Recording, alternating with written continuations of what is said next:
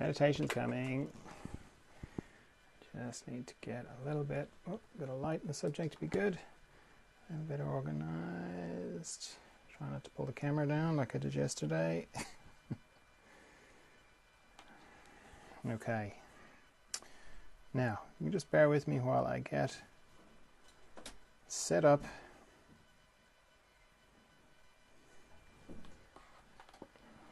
Brilliant. Now, if you're on Facebook, I just got to turn you off and turn you on again. And then we'll get on with the meditation.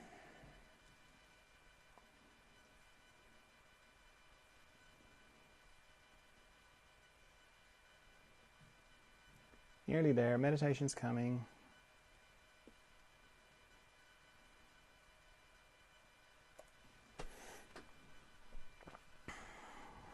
Any minute now.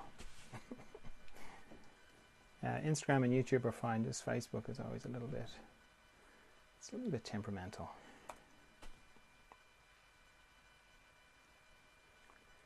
Nearly there.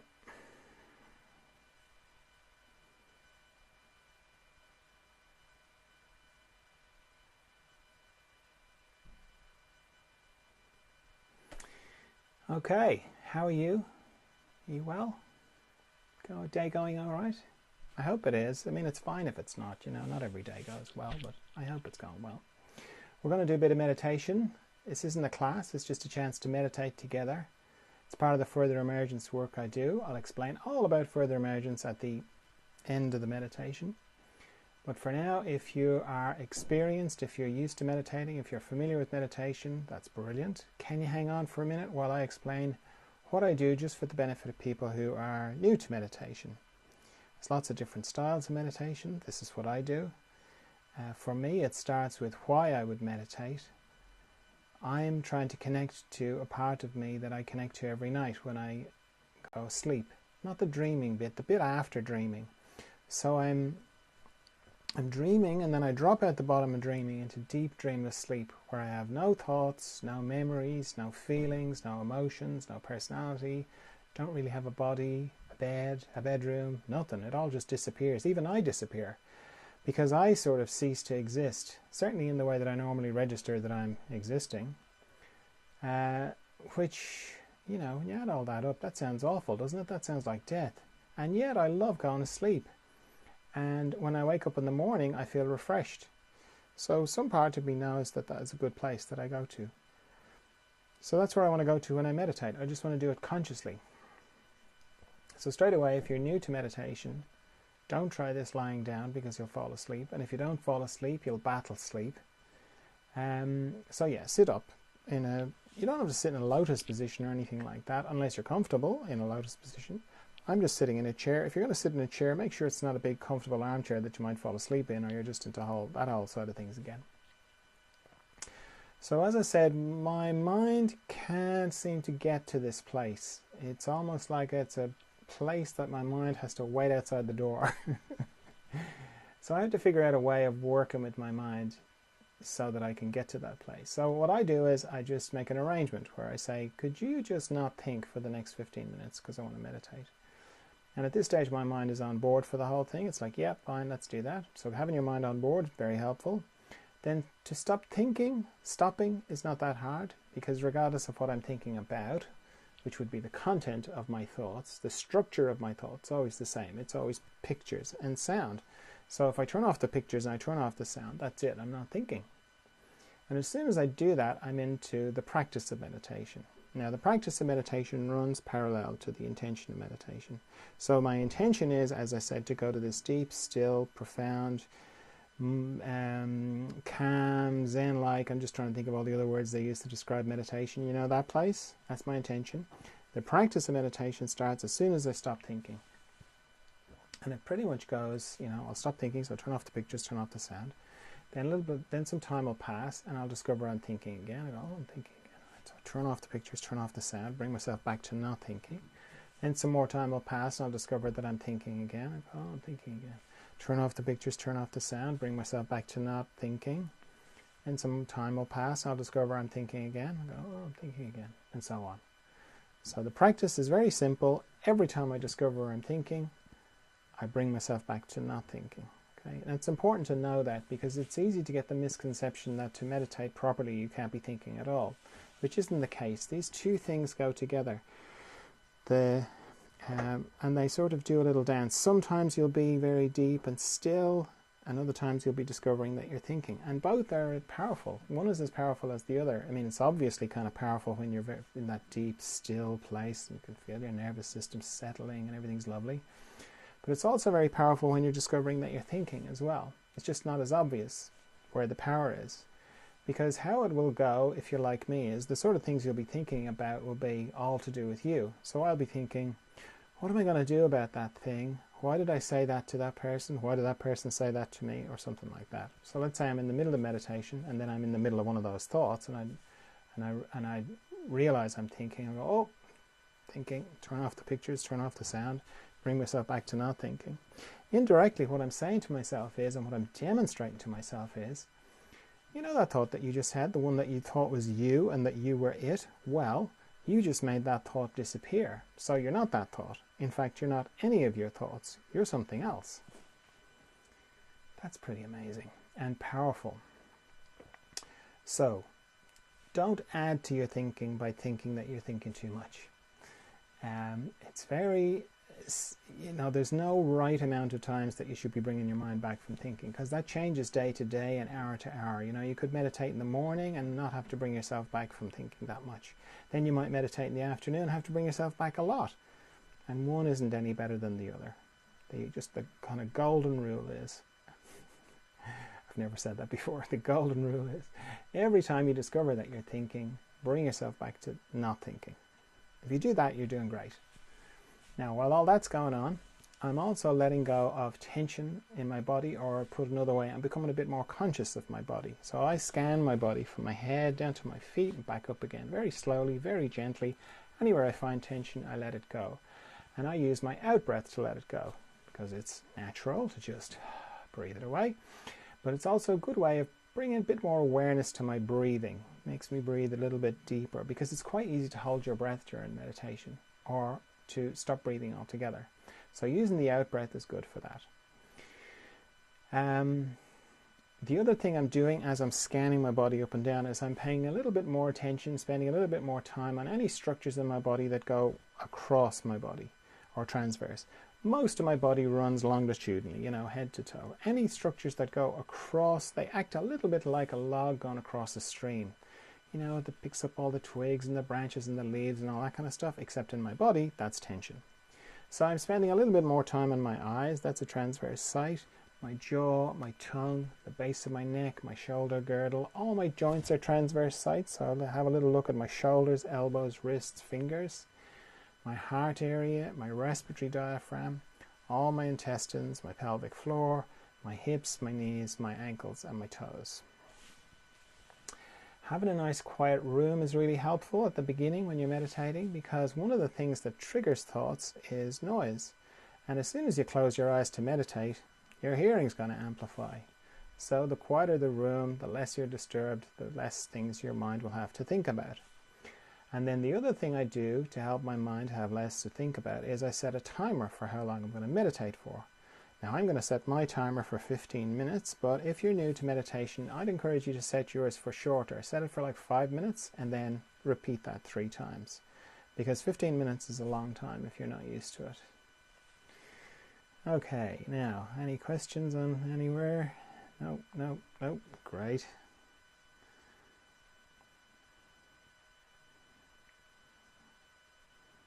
Okay, timer started. Off we go into the mystery.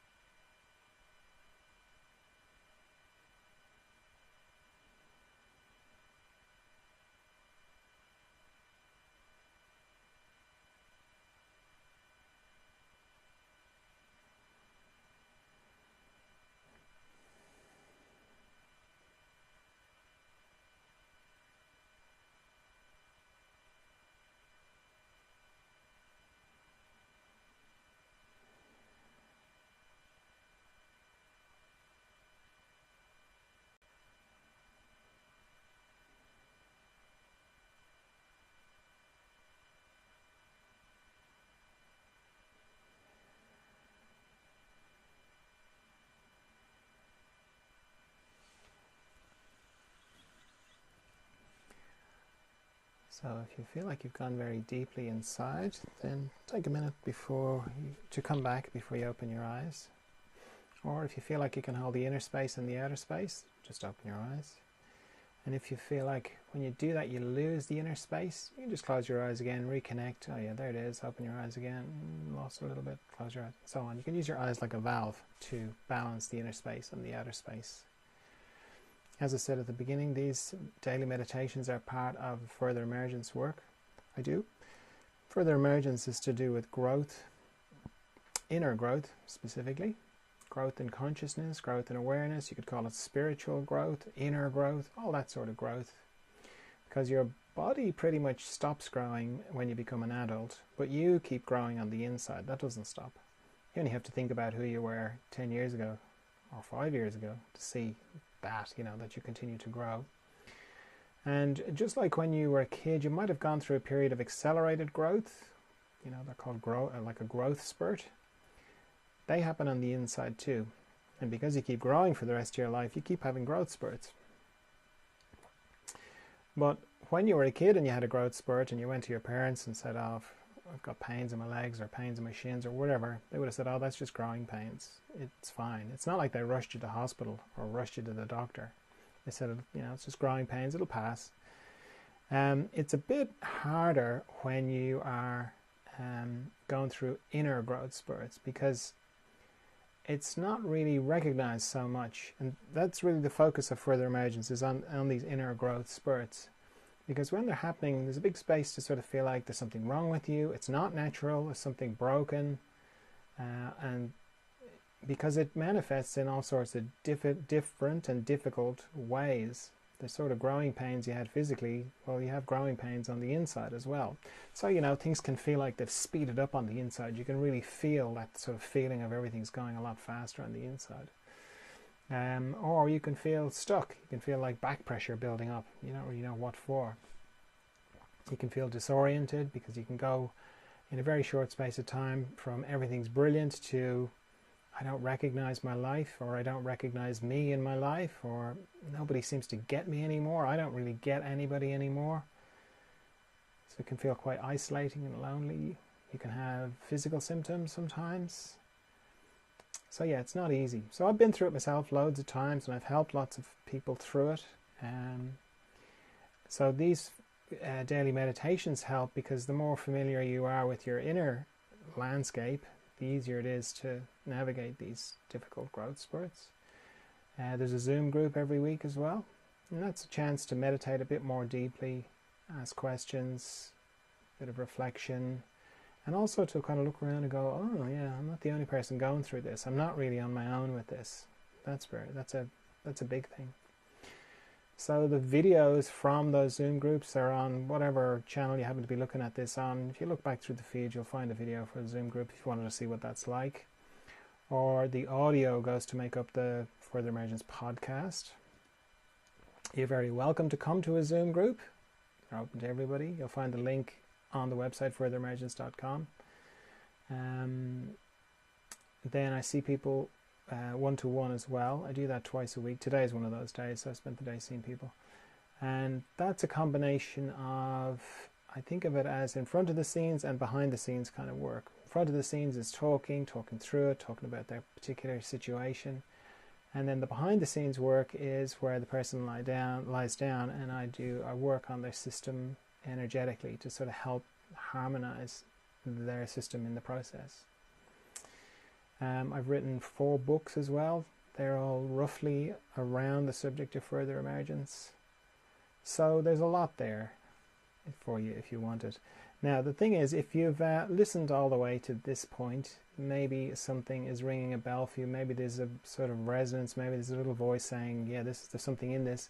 If that's happening, then what to do next, that will be informed by the same thing. Whether it's just keep coming to the meditations, whether it's go to a Zoom group or watch some Zoom group or listen to the podcast, whether it's get in touch for a one-to-one, whether it's to read a book or none of the above. That part of you will inform you. Okay, so thanks very much for meditating with me. I see Marnie is saying, lovely, thank you, John. You're very welcome, Marnie.